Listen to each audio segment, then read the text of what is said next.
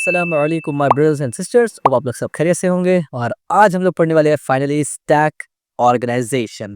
Last video अगर आपने देखा है उसमें मैंने ये बात कहा था, आपको रेफरेंस दिया था कि आगे आने वाले टाइम पे हम लोग मेमोरी किस तरीके से मैनेज होता है स्टैक के फॉर्म में, उस पर हम लोग डिटेल डिस्कशन करेंगे। तो फाइनली आज वो वीडियो है जिसपे हम लोग डिटेल डिस्कस करेंगे कि मेमोरी किस तरीके से ऑर्गेनाइज होता है, स्टैक ऑर्गेनाइजेशन क्या होता है, ये स्टैक खुद में क्या होता है। तो अगर प्रीवियस वीडियोस आप लोगों ने अभी तक नहीं देखा है तो सबसे पहले जाइए, डिस्क्रिप्शन में प्लेलिस्ट का लिंक मिलेगा, उसको जाके चेक करिए, प्रीवियस वीडियोस देखकर देन इस पे आइए और स्टोरी मोड जरूर चेक करना। स्टैक ऑर्गेनाइजेशन वीडियो शुरू करने से पहले मैं ये बता देना चाहता हूँ कि इस वीडियो को लाइक भी कर देना, चैनल को सब्सक्राइब भी कर देना और इस वीडियो को शेयर भी कर देना। चैनल को भी शेयर कर सकते हो ग्रुप वगैरह में। आइए शुरू करते हैं। स्टैक ऑर्गेनाइजेशन क्या होता है? Structure and management of stack memory in computer system. यानी स्टैक मेमोरी को या मेमोरी मैनेजमेंट को स्टैक ऑर्गेनाइजेशन कहा जाता है। यानी मेमोरी जो है वो स्टैक के ऑर्डर में होता है, इस वजह से स्टैक को मैनेज करना यानी स्टैक ऑर्गेनाइज करना, यानी आम जुबान पे अगर कहे तो मेमोरी मैनेजमेंट करना। What is stack organisation? ये होता क्या है? Stack organisation refers to the structure and management of the stack memory within computer system. Computer system में मेमोरी यानी स्टैक होता है, स्टैक मेमोरी होता है, उसका एक स्ट्रक्चर और उसको मैनेज करना, यानी मेमोरी स्टैक के फॉर्म में होता है, उसको मैनेज और स्ट्रक्चर करने को ही स्टैक ऑर्गेनाइजेशन कहते हैं। The stack is a special area of memory used for temporary storage of data, particularly during subroutine calls and returns, as well as for storing local variables and preserving execution context। यानी stack जो है ना एक special area है memory का। Memory तो बहुत बड़ा है, उसमें से एक स्पेशल एरिया होता है जिसको हम लोग स्टैक कहते हैं। उस एरिया में क्या होता है, वो एरिया का इस्तेमाल बेसिकली टेम्पररी स्टोरेज के लिए होता है, यानी टेम्पररी उसको इस्तेमाल करने के लिए उसको आता है, इंटरमीडिएट वैल्यू को रखने के लिए आता है, कुछ रिटर्न करवाना हो, कुछ स्टोर करवाना हो, लोकली वेरिएबल्स के साथ काम करने के लिए हो, और इंस्ट्रक्शन एग्जीक्यूट जब होता है ना उस वक्त कुछ मेमोरी से लेन देन का जो जरूरत पड़ता है या उसमें होल्ड करवाने की जरूरत पड़ता है, उसके लिए स्टैक आता है। यानी स्टैक मेमोरी का एक स्पेशल पार्ट है जिसका इस्तेमाल मैंने अभी आपको बताया। मेमोरी स्ट्रक्चर क्या होता है वो देखेंगे हम लोग, टेम्पररी स्टोरेज देखेंगे, एग्जीक्यूशन कॉन्टेक्स्ट देखेंगे, इन तीनों को देखेंगे। मेमोरी स्ट्रक्चर क्या होता है? Organised as last in first out, यानी लिफो। लिफो डेटा स्ट्रक्चर आपको पता होगा, आपने अगर डेटा स्ट्रक्चर पढ़ा है ऑलरेडी तो आपको पता होगा कि लिफो होता है यानी फर्स्ट इन लास्ट आउट, और एक होता है FIFO, first in first out. ठीक है, तो मेमोरी स्ट्रक्चर कैसे है, यानी मेमोरी कैसे ऑर्गेनाइज होता है? लास्ट इन फर्स्ट आउट, यानी ये एग्जांपल के तौर पे आप देखिए, ये मेरा मेमोरी है, ये पूरा मेरा मेमोरी है। इसमें एक मैंने सबसे पहले, अब ये मेमोरी है, ये ऐसे है, और इसमें से जो डेटा निकलेगा वो ऊपर से निकलेगा, डेटा ऊपर से निकलेगा। तो मान के चलिए मेमोरी अभी खाली है, तो पहला एलिमेंट मेमोरी में क्या डाला मैंने? इंस्पेक्ट। तो सबसे पहले इंस्पेक्ट डाला, उसके ऊपर मैंने पेज रिसोर्स डाला, एग्जांपल दे रहा हूँ, उसके ऊपर मैंने ये डाला, फिर ये करते करते यहाँ तक आ गया। अब जो सबसे पहले पॉप आउट होगा वो वाला एलिमेंट सबसे पहले पॉप आउट होगा जो सबसे लास्ट में घुसा, और जो सबसे पहले इंटर हुआ था वो सबसे लास्ट में होगा। तो वही चीज यहाँ बताया गया है कि फर्स्ट इन लास्ट आउट, जो फर्स्ट इन हुआ है वो लास्ट आउट होगा। सिंपल। टेम्पररी स्टोरेज क्या होता है? Holds data temporary during program execution, यानी एग्जीक्यूशन साइकिल के दौरान जो टेम्पररी डेटा का जरूरत पड़ता है उसको होल्ड करता है टेम्पररी स्टोरेज। एग्जीक्यूशन कॉन्टेक्स्ट ये क्या होता है? Preserve program state during subordinate calls, यानी एक प्रोग्राम जब प्रॉपर एग्जीक्यूशन चलता है उसमें जो कॉन्टेक्स्ट होता है उसको पता करना, यानी उस पे उसको ध्यान में रखना कि पहले क्या इंस्ट्रक्शन था या पहले क्या ऑपरेशन हुआ था, बाद में उसके हिसाब से करने के लिए। ठीक है, यानी कॉन्टेक्स्ट को ध्यान में रखना कि क्या सिचुएशन चल रहा है अभी, क्या स्टेट है अभी फिलहाल। Real world example, think of a stack like a stack of plates in the cafeteria, यानी जैसे कैफेटेरिया में आप देखेंगे ना प्लेट के ऊपर प्लेट रखा रहता है, तो जाहिर सी बात है जब आप प्लेट निकालते हैं तो क्या सबसे नीचे से प्लेट निकालते हैं? नहीं, आप सबसे ऊपर वाला प्लेट को लेते हैं, जबकि उसको रखते तो सबसे पहले है, यानी सबसे लास्ट में उस प्लेट को आप ऊपर रख रहे हैं और लेते वक्त सबसे पहले उसको लेते हैं। यही है first in last out. When you need plate you take the top of the plate, यानी pop. When you clean the plate you replace it on top of the stack, yani push. You can't take the plate from the middle without removing all the plates above from it. This is exactly how computer stack memory works. The last item added is the first to remove, जो मैंने अभी आपको explain किया। Components of stack, अब stack का major components है वो क्या है समझते हैं। Component of stack में हम लोग पढ़ेंगे stack memory, उसका purpose, उसका implementation, उसका usage, stack pointer, उसका purpose, उसका role और उसका usage, और frame pointer, उसका purpose, उसका role और उसका यूसेज। आइए, स्टैक मेमोरी। स्टैक मेमोरी क्या होता है? Preserved region for memory used to store data temporary, organise at last in first out structure. देखिए स्टैक मेमोरी क्या है, ये एक मेमोरी है, मान लीजिए ये एक मेमोरी है, ये पूरा एक मेमोरी है। अब मान लीजिए ये आपको दिख रहा है ना एक सेक्शन और ये एक सेक्शन, ये एक सेक्शन और ये। तो मान लीजिए इस सेक्शन को मैंने क्या किया, अलग कर दिया एक काम के लिए। कौन सा काम? मान लीजिए मैंने इसको एक टेम्परेरी डेटा को होल्ड करने के लिए और उससे रिलेटेड काम करने के लिए इसको खास कर दिया मेमोरी में से। ये बाकी स्पेस अलग चीज़ के लिए इस्तेमाल हो रहा है। तो इस एरिया को स्टैक कहते हैं और इसमें जो मेमोरी लोकेशंस आ रहा है, जितना भी लोकेशंस आ रहा है, मान लीजिए अगर 1024 मेमोरीज़ है और उसमें से मान लीजिए हम 100 मेमोरी यहाँ ले रहे हैं लेट्स से, तो 100 मेमोरी जो है वो किस तरीके से ऑर्गेनाइज़ होगा? तो वो जो ऑर्गेनाइज़ होने का तरीका है वो कैसे होता है?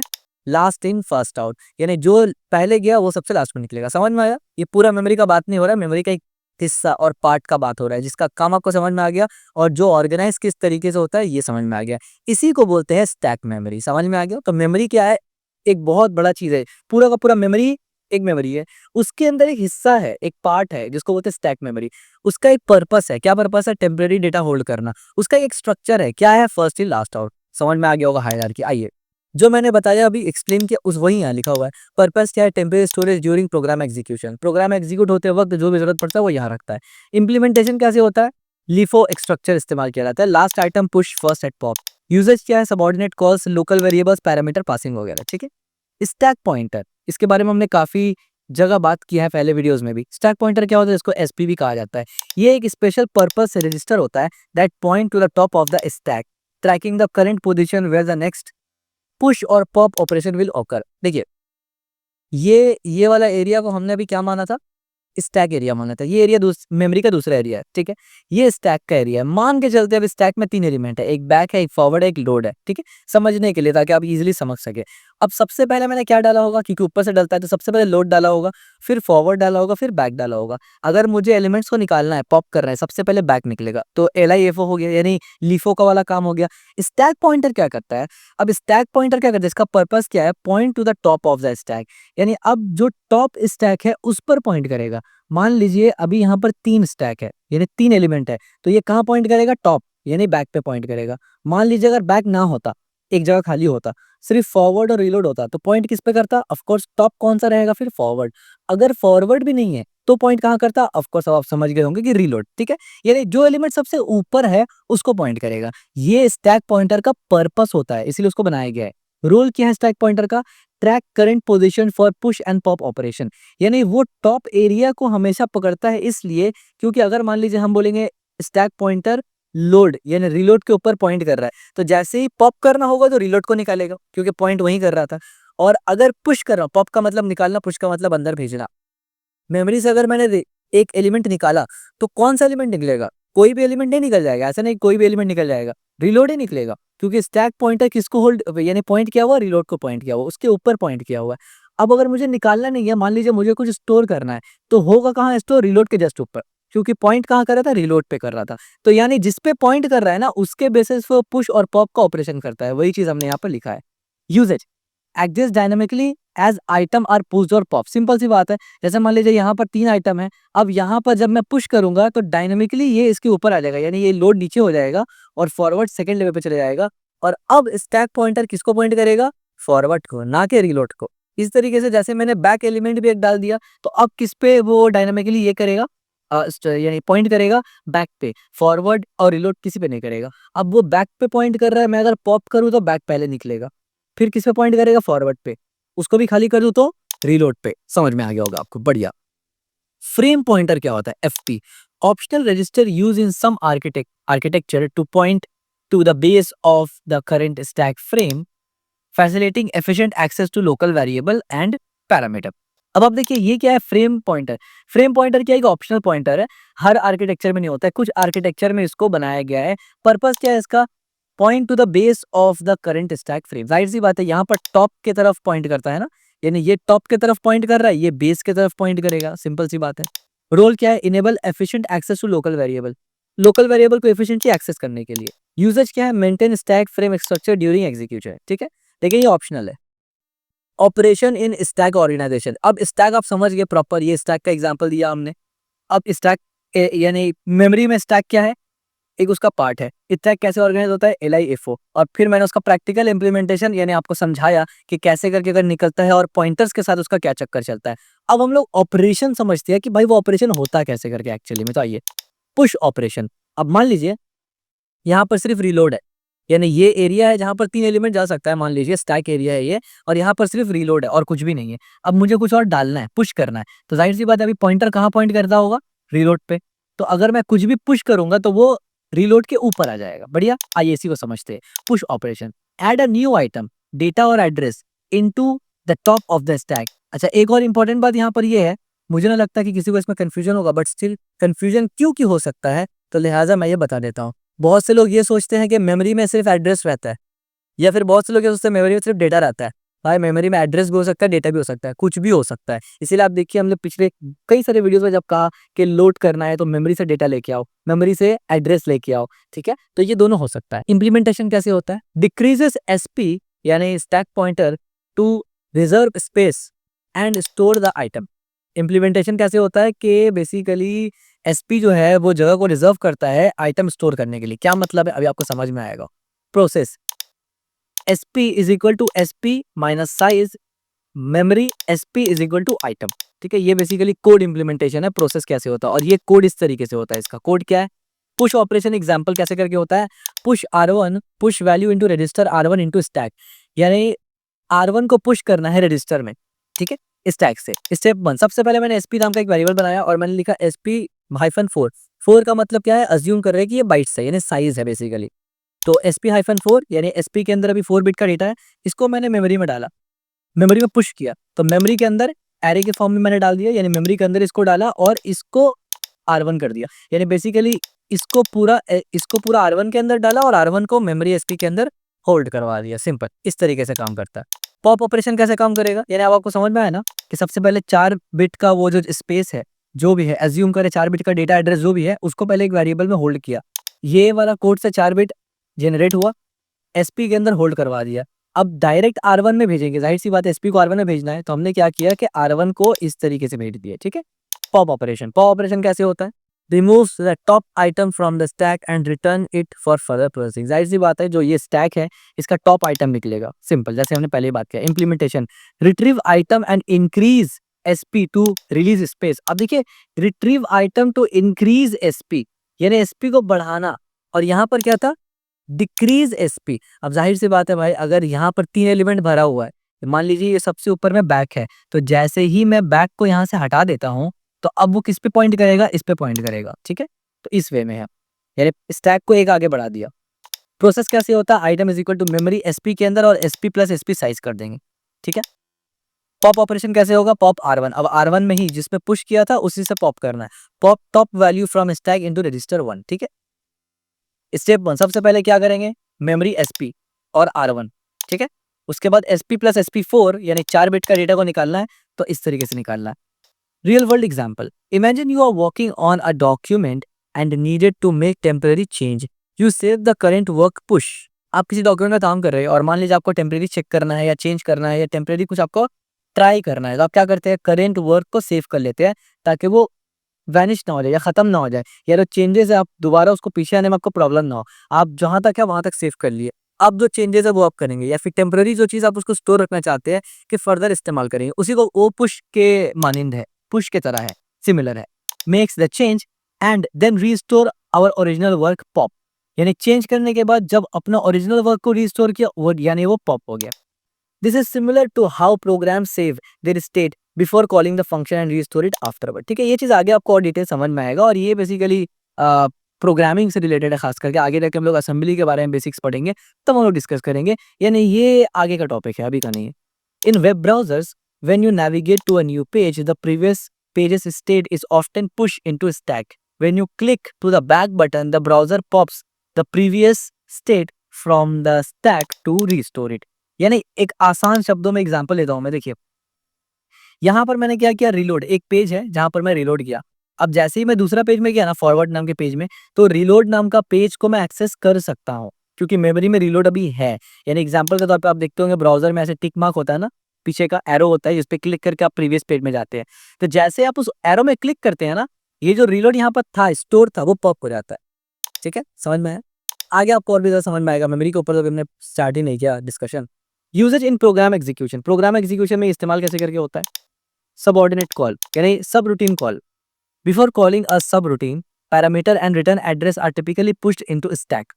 यानी सब रूटीन को कॉल करने से पहले पैरामीटर्स और रिटर्न एड्रेस वगैरह है ना, वो बेसिकली टिपिकली स्टैक में पुश हो जाता है। ठीक है, ये प्रोग्राम फंक्शन का बात किया जा रहा है, यानी फंक्शन में जो प्रोग्रामिंग लैंग्वेज में जो फंक्शन लिखते हैं वो। ड्यूरिंग सब routine execution local variable the frame pointer helps manage data with in the sub routine. यानी बेसिकली ये वाला कोड से ये बताना है कि ये काम कैसे करता है स्टेप्स बाय स्टेप्स। देखिए, अगर आपने प्रोग्रामिंग लैंग्वेज कोई भी पढ़ा है तो आप इजीली समझ जाएंगे, नहीं पढ़ा है तो जाहिर सी बात है ये आपको भी समझ में नहीं आएगा। एक प्रोग्रामिंग लैंग्वेज जानना जरूरी है इसके लिए। एक मैंने फंक्शन डिक्लेयर किया, फंक्शन में जाहिर सी बात है वो नंबर के साथ काम करे, इसलिए इंट किया, फंक्शन का नाम डिक्लेयर किया यहाँ पर, और दो पैरामीटर है ए और बी। अब दो पैरामीटर जैसे हम उसको देंगे तो वो क्या करेगा, ए बी को प्लस करेगा और रिजल्ट इंटीजर में प्रोवाइड कर देगा, और फिर उस रिजल्ट को हमने रिटर्न कर लिया। और फिर जो रिटर्न किया है यहाँ पर हमने ऐड नंबर से यहाँ से पैरामीटर भेजा था, और जो रिटर्न वैल्यू है वो सम के अंदर स्टोर हो गया एज एन इंटीजर। ये सिंपल सा प्रोग्राम है, लेकिन ये काम कैसे करता है स्टेप बाय स्टेप। तो सबसे पहले क्या होगा, पुश पैरामीटर 3। सबसे पहले पैरामीटर 3 पुश होगा, यानी ये वाला पैरामीटर पुश होगा। फिर पैरामीटर 5 पुश होगा। फिर उसके बाद रिटर्न एड्रेस पुश होगा, यानी ये रिटर्न एड्रेस, यानी यहाँ से रिटर्न होकर यहाँ आ रहा है ना, रिटर्न एड्रेस पुश होगा। Then jump to add number function. इसके बाद यहाँ से, क्योंकि लिंक है ना ये फंक्शन, तो इसके बाद यहाँ से इस फंक्शन के अंदर घुस जाएगा, वो जंप करेगा। Allocate space for local variable. यहाँ पर ये पैरामीटर्स है ए बी, और यहाँ पर उसको एक्सेस करे तो काइंड ऑफ ये लोकल वेरिएबल है, तो यहाँ पर इसको ये एक्सेस करेगा, यानी बनाएगा, बेसिकली एलोकेट करेगा। एग्जीक्यूशन फंक्शन बनाने के बाद ए प्लस बी का जो भी ऑपरेशन है वो कर देगा, एग्जीक्यूट कर देगा और रिटर्न के अंदर डाल देगा। और फिर क्या करेगा, पुश रिटर्न वैल्यू, यानी जो रिजल्ट है, यानी रिजल्ट में डाल दिया और फिर इस रिजल्ट को रिटर्न कर दिया, यानी पुश कर दिया। कहाँ पुश कर दिया, आगे। Clean up stack and return, यानी यहां से वैल्यू सम के अंदर आ गया और ये पूरा क्लियर हो गया खाली। ठीक है, इस तरीके से काम करता। कॉन्टेक्स्ट स्विचिंग क्या होता? कॉन्टेक्स्ट स्विचिंग का मतलब होता है stack organisation aids in saving and restoring the execution context of processes और task during context switching ensure seamless task management in multitasking environment. Multitasking environment में कॉन्टेक्स्ट स्विचिंग बहुत ज्यादा होता है, ये हम लोग आगे पढ़ेंगे, कॉन्टेक्स्ट स्विचिंग वगैरह, पैरेललिज्म वगैरह, पाइपलाइनिंग वगैरह। सेविंग कॉन्टेक्स्ट, सेविंग कॉन्टेक्स्ट क्या होता है, push register program counter and other state onto stack. यानी कोई भी चीज को अगर आपको सेव करना होता है ना टेम्परेरी, उसको कहाँ डाल दिया जाता है, स्टैक में। यानी कोई ऑपरेशन है जिसका वैल्यू आपको टेम्परेरी होल्ड करना है, बाद में जरूरत पड़ सकता है, तो आप उसको स्टैक में डाल देते हैं, जरूरत पड़ेगा तो दोबारा से पॉप करके लेके आ जाएंगे। समझ में आ रहा है बिल्कुल। Restoring context, pop save data from stack to resume execution. जाहिर सी बात है, जब जरूरत पड़ा तो वापस से मंगा लिया मेमोरी से, तो मंगा लिया का मतलब मेमोरी से निकल गया, यानी पॉप हो गया, मेमोरी अपना खाली हो गया, स्टैक पॉइंटर अपने हिसाब से काम करने लग गया, और जो वैल्यू चाहिए था ऑपरेशन के लिए वो वैल्यू मिल गया एग्जीक्यूशन के लिए। एकदम मेक सेंस है, इजी है। Memory management, efficient use of stack memory helps conserves overall memory resource and support nested subrouting cells calls and recursive function execution। यानी प्रॉपर तरीके से जब आप एफिशिएंटली स्टैक मेमोरी को मैनेज करते हैं ना, तो ओवरऑल मेमोरी रिसोर्स जो है वो भी अच्छा होता है, और नेस्टेड सबऑर्डिनेट यानी नेस्टेड फंक्शन और रिकर्सिव फंक्शन एग्जीक्यूशन भी बहुत अच्छा और इजी हो जाता है। Automatic allocations, memory allocate when entering a function, freed when existing. यानी जब एक फंक्शन है वो कॉल हुआ, जब तक वो काम कर रहा है तो मेमोरी में वो रहता है, जैसे ही वो फंक्शन होके काम चला गया वो मेमोरी से हट जाता है। Recursion support, each recursive call get into its own stack frame. यानी रिकर्सिव कॉल जो होता है ना, उसका एक अपना स्टैक फ्रेम बनता है। ये सब हम लोग आगे पढ़ेंगे डिटेल्स ऑफ थोड़ा, यानी ये एडवांस चीज है। और इवन ये जो चीज है ना, ये पॉइंट्स आप प्रोग्रामिंग लैंग्वेज पढ़ते वक्त भी पढ़ते हैं ज्यादातर। Real world example, when you are using a smartphone and switch between app. जब आप स्मार्टफोन इस्तेमाल करते हैं, ये कॉमन एग्जांपल आपको समझ में आ जाएगा। आप स्मार्टफोन इस्तेमाल करें और आपने व्हाट्सएप भी खोला हुआ है, इंस्टाग्राम भी खोला हुआ है, और आप दोनों में स्विच करते रह रहे हैं, जाहिर सी बात है कभी इंस्टाग्राम चेक करें, कभी व्हाट्सएप चेक करें। The operating system perform context switching. तो उस वक्त आपका जो फोन का जो एप्पल है या एंड्रॉइड फोन है, वो कॉन्टेक्स्ट स्विचिंग परफॉर्म करता है। It save the current app state including register value and program counter. यानी अभी व्हाट्सएप में आपने क्या खोला हुआ है ना, वो उसको स्टैक में सेव कर देता है, यानी इंक्लूडिंग रजिस्टर्स वैल्यू वगैरह सब कुछ जो भी है वो स्टैक में टेम्परेरी सेव कर लेता है। उसके बाद जब आप वापस उसमें जाते हैं ना, तो वो जो सेव किया हुआ चीज था उसी को निकाल के लाता है, इस वजह से आपको एग्जैक्ट वही स्क्रीन दिखता है। और इसीलिए इसीलिए आपने एक चीज गौर किया होगा कि अगर आप बहुत सारा, मान लीजिए आपने फेसबुक में पर्टिकुलर चैट खोल के रखा हुआ है और उसके बाद आप व्हाट्सएप चलाना स्टार्ट कर दिए और तकरीबन काफी टाइम हो गया, 20 मिनट आधा घंटा हो गया, उसके बाद जब आप फेसबुक खोलते हैं ना दोबारा आपको वो चैट नहीं मिलेगा। तुरंत करेंगे तो मिल जाएगा लेकिन बहुत लेट करेंगे तो नहीं मिलता है, आपको अलग से मेन पेज दिखता है। उसका पीछे रीज़न क्या है? रीज़न यही है कि वो टेम्परेरी स्टोर हुआ था, परमानेंट स्टोर नहीं हुआ था। इसीलिए टेम्परेरी स्टोरेज का एक लिमिटेड है, ज़्यादा देर तक वो होल्ड नहीं करेगा। समझ में आया अब? This makes sense. Into the stack. Load the new app state from its stack and switch context. This happens so quick that it feels seamless to the user. यानी इतना जल्दी स्पीड में होता है कि आपको लगता है कि भाई वैसा का वैसा ही है। हालांकि वैसा का वैसा नहीं होता है। जब आप WhatsApp से Facebook में गए ना तो वो बेसिकली Facebook का पूरा स्टैक से निकाल के डेटा को लोड किया है। और जब फेसबुक से व्हाट्सएप से दोबारा फेसबुक में गए ना तो सेम काम दोबारा होता है। यानी आसान शब्दों में जब आप फेसबुक देख रहे हैं तो व्हाट्सएप में डेटा नहीं है। व्हाट्सएप वो आपका जो जो स्टेट था व्हाट्सएप में वो नहीं है। लेकिन आप जैसे क्लिक करते हैं वो दिख जाता है। तो ये लेकिन ये इतना फास्ट होता है ना कि आपको लगता है वैसे ही था। ठीक है, ये इतना प्रोसेस फास्ट है। In recursive algorithm like calculating factorials or traversing tree data structure, each recursive call push a new frame into the stack with its own parameter and local variable. यानी ये बेसिकली प्रोग्रामिंग लैंग्वेज से ज़्यादा related होता है। जब आप data structure algorithm पढ़ते हैं ना वहाँ पर अलग अलग एल्गोरिदम किस तरीके से मेमोरी को लेता है, खास करके रिकर्सिव फंक्शन किस तरीके से मेमोरी के साथ डील करता है। When the recursive unwinds, these frames are popped out of stack and reverse order. ठीक है, ये हम लोग आगे डिटेल में पढ़ेंगे। अगर डेटा स्ट्रक्चर एल्गोरिदम को भी पढ़ेंगे तो वहाँ बहुत डिटेल से पढ़ा जाएगा। ठीक है, डिजाइन कंसिडरेशन। डिजाइन क्या है, उसको क्या देख के कंसिडर किया गया है? Stack size determined by hardware constraint and the need of the software being execute. जाहिर सी बात है स्टैक का साइज कितना होगा, एक स्टैक का साइज भी तो मैटर करता है ना। टू स्मॉल अगर कर देंगे, स्टैक का साइज बहुत छोटा हो जाएगा तो risk of stack overflow during deep recursion और कॉम्प्लेक्स फंक्शन। यानी अगर स्टैक बहुत छोटा कर दिया तो जाहिर सी बात है वो ओवरफ्लो हो सकता है, और अगर बहुत बड़ा कर दिया तो waste memory resource could be used where else. यानी तो फिर मेमोरी वेस्ट कर रहे आप, कहीं और इस्तेमाल होता था। तो प्रॉपर इस्तेमाल करना इंपॉर्टेंट है।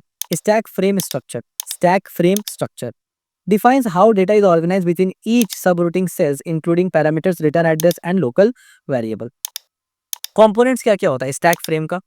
पैरामीटर होता है, रिटर्न एड्रेस होता है, फ्रेम पॉइंटर होता है, लोकल वेरिएबल होता है। यानी यही सब बेसिकली रहता है ना जो लोकल वेरिएबल स्टैक के अंदर। लेआउट क्या होता है? Varies by architecture and calling convenience. यानी ये पूरा का पूरा डिपेंड करता है कि ये किस तरीके से काम करेगा, ये आर्किटेक्चर के ऊपर डिपेंड करता है, और कॉलिंग कन्वीनियंस किस तरीके से उसको कॉल किया जा रहा है। Stack management. स्टैक मैनेजमेंट कैसे करके होता है? Require careful handling to avoid stack overflow, exceeding available stack space और underflow, attempting to pop from an empty stack. इन्हें आसान शब्दों में ये है कि स्टैक ओवरफ्लो का प्रॉब्लम ये होता है कि जब मेमोरी, कौन सा मेमोरी? Stack memory. अब जब हम बोलेंगे मेमोरी फुल हो गया तो स्टैक मेमोरी का मतलब यहाँ पर है। बहुत से लोग ये कंफ्यूज होते हैं कि यार कोई प्रोग्रामिंग लैंग्वेज में आप काम कर रहे हैं वहां पर बताएगा स्टैक ओवरफ्लो हो चुका है और बताएगा मेमोरी एक्सीड, लेकिन वहां पर आप गौर नहीं करते, वहां बताता है स्टैक मेमोरी एक्सीड। और आप टास्क बार में यानी अपने इसमें टास्क मैनेजर में अगर देखते हैं यार मेमोरी तो मेरा बहुत खाली है, तो एक्चुअली में वो स्टैक मेमोरी के बारे में बात कर रहा है कि वो ओवरफ्लो हो चुका है। और अंडरफ्लो का मतलब है कि आप कुछ उससे निकालना चाहते हैं जबकि कुछ है ही नहीं उसमें। ठीक है, तो स्टैक ओवरफ्लो क्या होता है? Occur when stack exceed allocated space can crash program. यानी जितना जगह था वो फुल हो जाता है, तो इस वजह से प्रोग्राम क्रैश हो जाता है। स्टैक मेमोरी का बात करें। और अंडरफ्लो क्या होता है? Occurs when trying to pop from empty stack indicating logic error. यानी आप कुछ है ही नहीं स्टैक मेमोरी में, आप उसको भी निकालने का ट्राई करेंगे तो लॉजिक एरर है यहाँ पर। ठीक है, तो इसको अंडरफ्लो कहते हैं। Real world example, in embedded system with limited memory, stack size must be carefully calculated.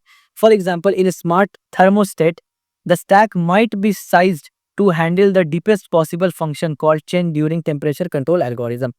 यानी आसान शब्दों में जब एम्बेडेड सिस्टम में आप मेमोरी इस्तेमाल करते हैं ना वहाँ पर बहुत लिमिटेड रहता है, वहाँ पर जो साइज है वो बहुत केयरफुली कैलकुलेट करना पड़ता है। एग्जांपल, स्मार्ट थर्मोस्टेट में क्या होता है कि जब आप वहाँ पर टेम्परेचर वगैरह के साथ काम करते हैं ना तो वहाँ पर रिकर्सिव कॉल और डीप जो फंक्शन के अंदर फंक्शन इसको कहते हैं वो उसको कंट्रोल करने के लिए कि स्टैक ओवरफ्लो ना हो जाए, कि हर फंक्शन अपना स्टैक बनाएगा तो स्टैक ओवरफ्लो ना हो जाए, इस वजह से एल्गोरिदम्स इस्तेमाल किया जाता है। ठीक है, और यही रीजन है ना कि हम लोग टाइम कॉम्प्लेक्सिटी, स्पेस कॉम्प्लेक्सिटी क्यों पढ़ते हैं? मेमोरी एफिशिएंट बनाने के लिए, साइज स्पेस कॉम्प्लेक्सिटी पढ़ते हैं मेमोरी एफिशिएंट बनाने के लिए।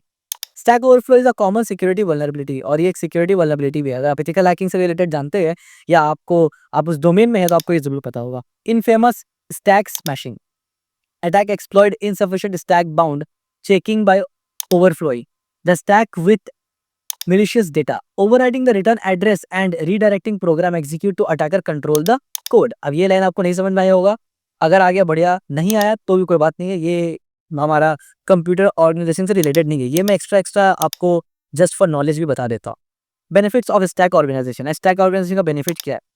सिंप्लिसिटी है, एफिशिएंसी है, रिलायबिलिटी है। सिंप्लिसिटी में क्या आता है, provide a straightforward method for managing temporary data storage within the program. The LIFO structure is easy to understand and implement. Simple सी बात है जो हमने देखा, easy to forward, straightforward चीज है, और लीफो प्रिंसिपल या लीफो स्ट्रक्चर को इस्तेमाल करता है।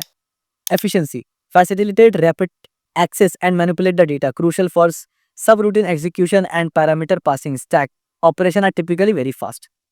जाहिर सी बात है। इसके बाद रिलायबिलिटी आता है, ensuring data integrity and orderly execution flow through well defined push and pop operation, recursive complexity in memory management.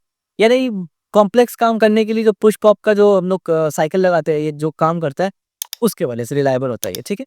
Real world example, अभी मेमोरी के बारे में डिटेल जाने की जरूरत नहीं है, क्योंकि अभी हमारा फोकस क्या है, मेमोरी ऑर्गेनाइज कैसे होता है। मेमोरी में आगे डिटेल से हम लोग पढ़ेंगे, एक एक चीज बहुत डिटेल में आएगा, ठीक है। तब हम लोग एक एक चीज को डिटेल में खोलेंगे। In web development, real world example, web development, the call stack is essential for understanding how JavaScript execute code. JavaScript programming language अगर आप पढ़ रहे हैं तो आपको ये सब पता होना चाहिए, यानी एक अच्छा नॉलेजेबल जावास्क्रिप्ट डेवलपर बनने के लिए। When a function is called, it push into the stack. When it is returned, it's pop off. This simple mechanism allow developer to trace execution flow and debug issue efficiently. ठीक है?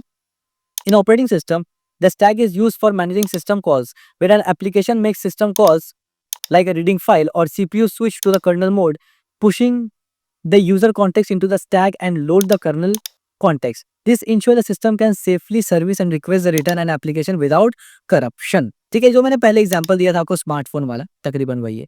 Instruction set for stack organisation, यानी instruction set architecture के बारे में बात हो रही है यहाँ पर। बेसिक स्टैक ऑपरेशन क्या है, इंस्ट्रक्शन सेट आर्किटेक्चर में पुश ऑपरेट इस तरीके से होता है, add data into top of the stack, हमें पता है। फंक्शनलिटी क्या है, डिक्रीमेंट एसपी करता है, स्टोर ऑपरेंट करता है मेमोरी के अंदर। पॉप ऑपरेंट क्या होता है, remove data from top of the stack और रिसीव करता है इस तरीके से। स्टैक पॉइंटर मैनेजमेंट क्या होता है, इंस्ट्रक्शन क्या है उसके लिए, ये इंस्ट्रक्शन है इंस्ट्रक्शन सेट आर्किटेक्चर में। इंट एसपी वैल्यू करता क्या है, set initial position of stack pointer, यानी स्टैक पॉइंटर का जो इनिशियल पोजीशन है वो बताता है। Initialise SP to specific location of memory, यानी एक स्पेसिफिक लोकेशन ऑफ मेमोरी में वो पॉइंट करता रहता है। रीसेट एसपी, रीसेट एसपी में क्या होता है, reset stack pointer to initialise position, यानी वो रीसेट कर देता है उसको। Set SP back to the initial location, जहां पर था वहीं रहेगा, क्लियरिंग स्टैक, ठीक है। Addition performance, peek operand, peek operand एक इंस्ट्रक्शन है जो क्या करता है, retrieve top item without removing it, बिना रिमूव किए टॉप आइटम को लेके आता है, यानी कॉपी करके आता है। Read data from memory without modifying SP, memory से चीजों को रीड करता है बिना एसपी को मॉडिफाई किए, यानी एसपी अभी भी वहीं पर पॉइंट कर रहा है, स्टैक पॉइंटर, ठीक है। Stack empty, check if stack is empty, यानी ये इसका इंस्ट्रक्शन से क्या होता है कि स्टैक एम्प्टी है उसको चेक करता है। Set status flag indicating if SP is an initial position. Control flow with stack, control flow कैसे काम करता है स्टैक के साथ। Call address, call address instruction क्या करता है, इनिशियल अ कॉल, यानी initial a subroutine call. Functionality क्या है इसका, pushes return address jump to subroutines, इस तरीके से। रिटर्न, रिटर्न क्या करता है, return from subroutine call, pop return address jump to the address, jump to that address, ठीक है। इसी तरीके से रियल वर्ल्ड एग्जांपल यहाँ पर आप देख लीजिए क्या है। इन x86 assembly language, the push and pop instruction are fundamental for stack operation. For example, when calling a window API function, you might push parameter into stack, call the function and then clean up the stack afterward. मतलब क्या है इसका, मतलब ये है कि assembly language में क्या होता है, जब आप पुश और पॉप इंस्ट्रक्शन देते हैं और फंडामेंटल फॉर स्टैक ऑपरेशन, यानी ये फंडामेंटल स्टैक ऑपरेशन है जो कि जरूरत पड़ेगा ही पड़ेगा, करना ही पड़ेगा। मिसाल के तौर पे जब आप कॉल करते हैं विंडो एपीआई वगैरह को, फंक्शन को, it might push parameter into stack, call the function and clean up, यानी वही जो स्टैक का काम है वो ओएस के साथ भी काम करता है, विंडो एपीआई के साथ भी काम करता है। और उसका एक एग्जांपल हमने दिया है कि असेंबली लैंग्वेज में उसका एग्जांपल कैसे होता है। Push parameter 3, push third parameter, push second parameter, push first parameter, call function name, call the function, add ESP12, clean up stack 3 parameter 4 bits each। अब देखिए ये सब चीज़ हम लोग आगे डिस्कस करेंगे, ये सब प्रोग्रामिंग लैंग्वेज से रिलेटेड है और ये लो लेवल प्रोग्रामिंग लैंग्वेज से रिलेटेड है, तो असेंबली के ऊपर हम लोग आगे डिस्कस करने वाले हैं, तो उसका टेंशन मत लीजिए। ये बस मैंने एक एग्जांपल दिया आपको। In ARM processor which are use a load store architecture, stack operation are performed with load and store instruction combined with the stack pointer register. The push and pop mnemonic are actually alias for multiple storage load instruction, ठीक है। एक और जैसे कि ARM processor से हमने बात किया था कि बहुत सारा प्रोसेसर होता है, AMD है, इंटेल है, ARM है, ये सब प्रोसेसर अलग अलग आर्किटेक्चर को इस्तेमाल करते हैं, ठीक है। तो इस आर्किटेक्चर में इस तरीके से काम करता है। एडवांटेज और डिसएडवांटेज क्या है वो भी जरा समझ लीजिए।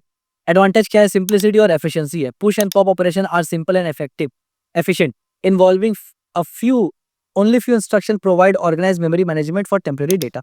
ये हमने ऑलरेडी पढ़ लिया। सपोर्ट फॉर सब रूटीन्स क्या है? Enable implementation of subroutine calls supporting एक structured program and modular code design facilitate parameter passings. यानी ये भी बेसिकली सपोर्ट सबऑर्डिनेट यानी पैरामीटर्स के साथ और नेस्टेड फंक्शंस के साथ रिकर्सिव के साथ ये बहुत इंपॉर्टेंट यानी बहुत अच्छे से काम करता है, सपोर्ट करता। Memory optimisation automatic memory allocation deallocation as item are pushed and pop reuse stack space efficiently for different subroutine calls. यानी ऑटोमेटिक मेमोरी में एक चीज एलोकेट होता है, एलोकेशन होता है, रखता है, और ऑटोमेटिक डी एलोकेशन होता है यानी पुश और पॉप हो जाता है, तो इससे वो एफिशिएंट बनाता है बाकी रीयूज के लिए। बेसिकली कॉन्टेक्स्ट मैनेजमेंट होता है, ये हमें पता है, helps preserve execution context during subordinate calls, subroutine calls, ensuring seamless flow and easier debug. Hardware supports भी है। Many CPUs have dedicated instruction and hardware support for stack operation optimise performance. यानी कुछ हार्डवेयर ऐसे भी है तो dedicatedly इसके ऊपर फोकस इंस्ट्रक्शन भी लिखे गए हैं परफॉर्मेंस और ऑप्टिमाइजेशन के लिए। डिसएडवांटेज भी कुछ है, वो क्या है वो जरा देख लेते हैं। तो डिसएडवांटेज में सबसे पहले क्या आ जाता है? सबसे पहले आ जाता है यहाँ पर limit size and overflow. Stack size are typically fixed or limited, leading to potential stack overflow error if too many times are pushed can cause problem termination। यानी उसका साइज एक लिमिटेशन है, ये एक फिक्स साइज का होता है, और अगर आप बहुत ज़्यादा कुछ उसमें स्टैक में बार बार डालते जाएंगे तो वो स्टैक ओवरफ्लो हो जाएगा और प्रोग्राम क्रैश हो सकता है। ये एक लिमिटेशंस में आएगा, यानी एक डिसएडवांटेज में आ जाएगा। Fragmentation continue pushing and popping operation can lead to memory fragmentation which small pockets of unreused memory scattered through. यानी जब आप कंटिन्यूसली पुश पॉप करते हैं तो कुछ जगह मेमोरी में खाली रह जाता है हल्का हल्का, जो कि यूज नहीं होता है। No random access to stack element is sequential making random access inefficient compare to data structure like array. यानी स्टैक में आप रैंडम एक्सेस नहीं कर सकते। हमने ऑलरेडी बात किया ना कि यहाँ पर जब कोई भी चीज पॉप होगा तो पहले ये निकलेगा फिर ये निकलेगा, रैंडमली आप निकाल नहीं सकते जैसे एरे में निकलता है इंडेक्स की मदद से। तो ये भी एक डिसएडवांटेज है। Complexity in multi threaded environment managing stack across threads require careful synchronisation to prevent data corruption.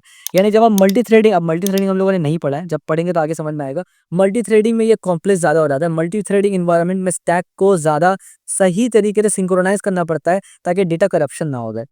Limited data scope data store on the stack is typically local to the subroutine where it was allocated limited its scope and visibility. यानी ये एक limited scope और limited access के through ही रहता है। Real world example and में देख लेते हैं। एडवांटेज क्या है इसका रियल वर्ल्ड एग्जांपल में? In embedded systems like micro controls in cars और airlines stack organisation is preferred due to its simplicity and efficiency. The Arduino platform for instance used a stack to memory function calls and local variable making it accessible for hobbyists while maintaining reliable program। यानी embedded systems में जहाँ पर simple चीज है, complexity बहुत ज्यादा नहीं है, वहां पर स्टैक का इस्तेमाल बहुत ज्यादा होता है। डिसएडवांटेज एग्जांपल कहाँ हो जाता है? Stack overflow error in famous amongst programmers. Of course जैसे मैंने कहा कि प्रोग्रामिंग में स्टैक ओवरफ्लो, जब आप प्रोग्राम लिखते हैं तो स्टैक ओवरफ्लो काफी बार आप देखने को मिलेगा आपको। In recursive algorithm without proper base case like a poor implementation of Fibonacci sequence calculator in stack can grow indefinitely until the exhaust allocated memory। यानी प्रोग्रामिंग में अगर आप कोई बेस केस भूल जाते हैं, लूप को इन्फिनिटी छोड़ देते हैं, और यह भी बहुत सारा चीज है, तो फिर वहां पर स्टैक ओवरफ्लो हो जाता है, causing the problem to crash। इससे क्या होता है? वो प्रोग्राम क्रैश हो जाता है। This is a particularly problematic in environment with limited stack space such as embedded system or older operating system। यानी older operating system और embedded system में stack का इस्तेमाल बहुत ज़्यादा इस तरीके से होता है। In multi-threaded application like web servers, each thread typically has its own stack। जो multi-threaded system है उसमें हर typical जो मतलब थ्रेड का अपना अपना स्टैक होता है। If not properly manage it can lead to exhaustive memory consumption. अगर उसको प्रॉपर तरीके से नहीं संभाला गया, सही प्रॉपर तरीके से सही से उसको डिस्कस या मतलब प्रोग्राम नहीं किया गया, तो वहाँ प्रॉब्लम हो सकता है कि मेमोरी यूजेज ज़्यादा होगा। For example a server handles thousands of concurrent connection might allocate a large stack for each thread quickly depleting available memory। यानी जैसे कि सर्वर्स वगैरह है, अब इंस्टाग्राम का सर्वर है, उसमें कितना मिलियंस लोग सर्व कर रहे हैं, तो वो सब जगह स्टैक वगैरह को ध्यान रखना जरूरी है। This has lead to development of alternative approach like fibre based concurrence and stackless coroutines in language like Go and Python. तो इसी चीज को ओवरकम करने के लिए या इसी लिमिटेशंस को हटाने के लिए अलग भी अप्रोच लिया जाता है, अल्टरनेटिव अप्रोच लिया जाता है डेवलपमेंट में, कि जहाँ पर स्टैक नहीं होता है, स्टैक लेस होता है। वो जैसे कि पाइथन और गो प्रोग्रामिंग लैंग्वेज, गो एक प्रोग्रामिंग लैंग्वेज है, पाइथन एक प्रोग्रामिंग लैंग्वेज है, और दोनों ही स्क्रिप्टिंग लैंग्वेज भी है, और दोनों ही एथिकल हैकिंग में बहुत ज़्यादा इस्तेमाल होता है, ठीक है? क्योंकि मैं एथिकल हैकर भी रहा हूँ, तो इस वजह से मुझे पता है ये चीज़। तो ये दोनों ही स्टैकलेस है, ठीक है? यानी यहाँ पर स्टैकलेस काम भी हो सकता है वो प्रॉब्लम को सॉल्व करने के लिए। तो आई नो कि वीडियो काफ़ी लंबा था ये वाला स्टैक ऑर्गेनाइजेशन, बट मैंने चाह रहा था कि इसको अलग-अलग वीडियो में मैं बाँटूँ, ताकि माइंड डाइवर्ट हो जाता है, एक वीडियो देखा दूसरा वीडियो नहीं देखा, इसलिए मैंने एक वीडियो में उसको कवर करवाया। ये बेसिकली स्टैक ऑर्गेनाइजेशन का एक कंप्लीट गाइड था, जिसमें हम लोग ऊपर-ऊपर से हाई लेवल में प्रॉपर ये समझे कि स्टैक ऑर्गेनाइजेशन होता क्या है। एक बार मैं रिवीजन दे देता हूँ आपको। स्टैक ऑर्गेनाइजेशन क्या होता है हमने ये देखा, कंपोनेंट्स क्या-क्या होता है स्टैक ऑर्गेनाइजेशन में हमने ये देखा, स्टैक मेमोरी होता है, स्टैक पॉइंटर होता है और फ्रेम पॉइंटर होता है। फेम पॉइंटर उतना मतलब इंपॉर्टेंट नहीं है। स्टैक पॉइंटर और स्टैक मेमोरी इंपॉर्टेंट है, और इनका पर्पस क्या है वो इंपॉर्टेंट है। उसके बाद ऑपरेशन कैसे होता है वो हमने बहुत डिटेल से देखा कि एक्चुअली में काम कैसे हो रहा है। पुश एंड पॉप और रियल वर्ल्ड एग्जांपल भी देखा। यूजेज इन प्रोग्राम एग्जीक्यूशन, जब प्रोग्राम एग्जीक्यूशन होता है तो वहाँ पर कैसे वो काम करता है, फंक्शंस वगैरह को एग्जीक्यूट करता है। कॉन्टेक्स्ट स्विचिंग क्या होता है वो हमने देखा, सेव एंड रीस्टोर वगैरह। इसी तरीके से ऑटोमेटिक मेमोरी एलोकेशन और रिमूव भी होता है, ये हमने देखा। डिज़ाइन कंसिडरेशन, इसको डिज़ाइन कैसे करे किया गया हमें पता है कि स्टैक का साइज़ में प्रॉब्लम हो सकता है, बहुत छोटा होगा तो प्रॉब्लम होगा, बहुत बड़ा होगा तो प्रॉब्लम होगा। इस तरीके से स्टैक ओवरफ्लो और स्टैक अंडरफ्लो का प्रॉब्लम है, ये भी हमें पता है। बेनिफिट्स क्या-क्या है ये तो हमें पता ही है स्टैक ओवरफ्लो का, ये सॉरी स्टैक ऑर्गेनाइजेशन का। और इंस्ट्रक्शन सेट आर्किटेक्चर में कैसा-कैसा इंस्ट्रक्शन इस्तेमाल होता है किन-किन कामों के लिए, वो भी हमने यहाँ पर डिटेल में बताया। किन-किन का बेसिक स्टैक ऑपरेशन बताया, स्टैक पॉइंटर मैनेजमेंट बताया, एडिशनल ऑपरेशन बताया, कंट्रोल फ्लो स्टैक बताया और रियल वर्ल्ड का एग्जांपल भी है नीचे में। फिर हमने एडवांटेज और डिसएडवांटेज देखा कि स्टैक ऑर्गेनाइजेशन कहाँ पर इस्तेमाल होता है, एम्बेडेड सिस्टम या ओल्ड ऑपरेटिंग सिस्टम में। नया इसमें मल्टी थ्रेडेड जहाँ पर है, वहाँ पर ये इस्तेमाल नहीं होता, या होता भी है तो उसको बहुत केयरफुली मैनेज किया जाता है। तो आई होप कि आपको स्टैक ऑर्गेनाइजेशन के बारे में इन डेप्थ नॉलेज आया होगा और आपको समझ में आया होगा। नहीं समझ में आया तो एक बार और वीडियो को आप रिपीट कर सकते हैं। प्रीवियस वीडियो नहीं देखा है तो सबसे पहले जाके प्रीवियस वीडियो को देखिए, उसके बाद ही यहाँ आके आप इसको देखें, क्योंकि इसको समझने के लिए प्रीरिक्विजिट प्रीवियस वीडियो है। तो प्रीवियस वीडियो का लिंक आपको डिस्क्रिप्शन में मिल जाएगा, वहाँ पर जाके 2 प्लेलिस्ट आपको मिलेगा वहाँ पर, एक सीओए ऑल टॉपिक एक्सप्लेन्ड और एक सीओए स्टोरी मोड मिलेगा। अगर आप सेमेस्टर एग्जाम वगैरह के लिए पढ़ रहे हैं तो ऑल टॉपिक एक्सप्लेन पूरा वीडियो देख डालिए, और अगर आपको उतना इंटरेस्ट नहीं है पढ़ाई के लिए या आप एक रिवीजन करना चाहते हैं, स्टोरी मोड जाके देख लीजिए। तो वीडियो को लाइक करना ज़रूर, सब्सक्राइब भी कर देना चैनल को और वीडियो को शेयर भी कर देना।